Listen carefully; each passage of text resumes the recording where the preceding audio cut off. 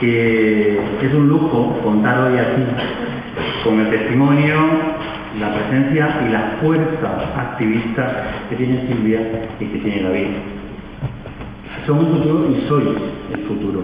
Todo lo que queda por transitar en los 15 años venideros y los 15 siguientes, porque desafortunadamente la agenda del activismo LGBT no va a quedar vacía a corto plazo, y ya se encargan de eso muchos países, y ahora hablaremos de eso. La esencia del trabajo a desarrollar está en vuestras manos.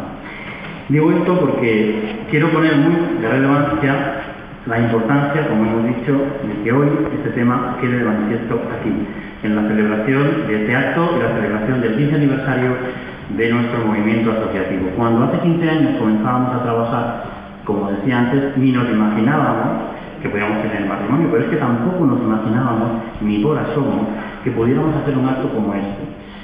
Hace mucho tiempo, quizá muchos de vosotros no lo sepáis, esto era simplemente imposible en este país. Hablamos de hace menos de 30 años. Todavía había restos de dictadura cuando ya estábamos hablando de nuestra nueva Constitución, la actual, la que tanto defendemos, y estaba aún vigente una ley que se llamaba de peligrosidad social. Esa ley, muchos de vosotros ni siquiera la conoceréis, pero esa ley decía que, entre otros colectivos sociales, los gays, lesbianas, bisexuales y transexuales éramos peligrosos sociales. Antes mencionaba Silvia que el 17 de mayo lo celebramos, o lo queremos celebrar e institucionalizar como un día contra la homofobia y la transfobia, porque fue precisamente un 17 de mayo el día en el que se descatalogó la homosexualidad como una patología del catálogo de enfermedades de la Organización Mundial de la Salud. Como bien decía ella, queda camino por transitar porque todavía se sigue considerando una enfermedad lo que se llama disforia de género, que es como se cataloga a la transexualidad. Tenemos que alzar la voz por ello, porque además, en el inicio del movimiento activista que ha recordado David en Stonewall, ellos, los transexuales, fueron los protagonistas y los que de verdad dieron el primer paso de rebelión frente a la represión histórica que sufríamos hombres y mujeres por nuestra identidad sexual y la orientación de nuestro deseo. Quería aquí, cerrando el capítulo de la educación, hacer una referencia. Decía antes que actos como este eran impensables hace mucho tiempo. Quería poner de relevancia parte del trabajo de esta Cámara a lo largo de estos años. En estos años se han aprobado cosas en este Parlamento que han sido pioneras. Por ejemplo, este Parlamento fue el primero que se posicionó claramente contra la homofobia a nivel nacional y creemos que internacional, lo vamos a comprobar.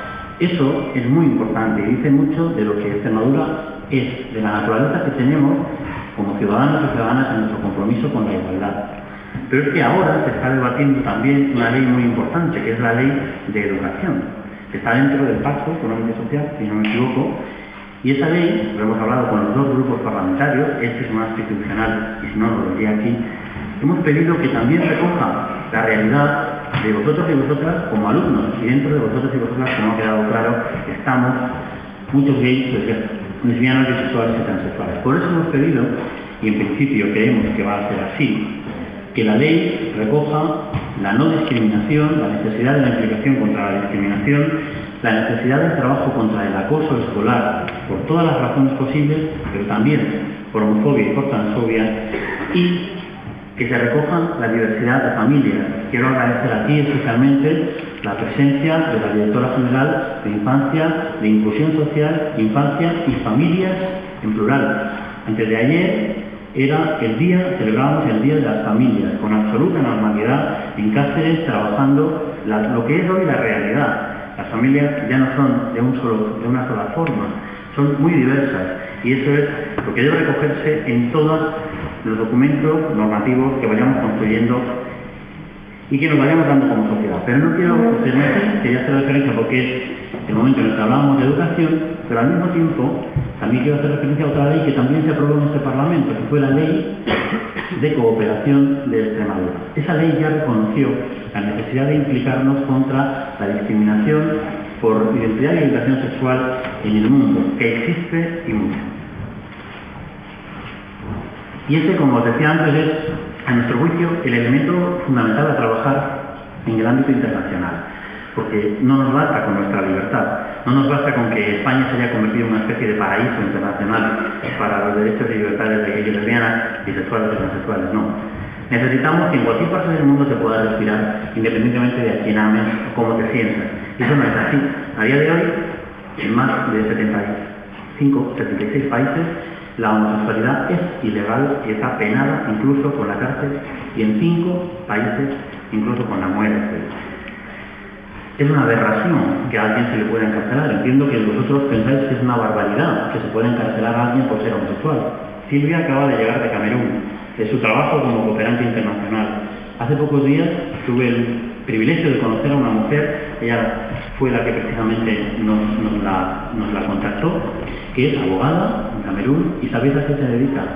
Se dedica a sacar a homosexuales que han sido encarcelados por serlo en su país, a enseñarles cómo tienen que actuar para que no les metan en la cárcel, que es muy serio, que te tengan que formar para cómo tienes que actuar en tu vida para que no se note que eres gay o lesbiana. Y tercero y más duro todavía, a dar de comer a los presos homosexuales, porque no sé si lo sabéis, en Camerún, en las cárceles no se da de comer a los presos, a ninguno. Son las familias, los allegados, los que les suministran la alimentación. Pero como la homosexualidad está tan denigrada, muchos homosexuales, gays, fundamentalmente hombres, si no me equivoco, son denigrados por sus propias familias, repudiados por sus familias y no tienen quien les debe comida a la cárcel. Eso hace una mujer de 60 años o 50 y tantos, no lo sé, implicada en esta causa en un país en el que la homosexualidad es ilegal. Para nosotros eso es un ejemplo y un reto. Y tenemos muy claro que no solo tenemos que trabajar por la igualdad aquí o en otros países donde esto es relativamente más sencillo, como lo estamos haciendo en Ecuador, en Lima, donde vamos a estar una semana a un proyecto educativo que desarrollamos en las 10 de Extremadura. No, queremos hacerlo también donde más se apisonan los derechos de gays y lesbianas en el mundo, que es en el continente africano. Y para eso es un placer de nuevo volver a contar con el apoyo del Parlamento, y gracias a eso vamos a poder desarrollar un proceso formativo en Cabo Verde que creemos que va a ser revolucionario para el propio continente africano. Pero hoy queremos que tengáis la suerte de conocer a dos personas que desafortunadamente están hoy con nosotros. Y digo desafortunadamente porque es un absoluto placer conocerlos, pero no haberlos conocido por la razón por la que les hemos conocido. Ellos son hondureños, están aquí porque en su país quizá ya no se veían vivos. Ellos les van a hablar de sus vidas, se llaman Jonathan Ponce y Ricardo Figueroa. Y os pido que le deis un absoluto aplauso para que tomen la palabra.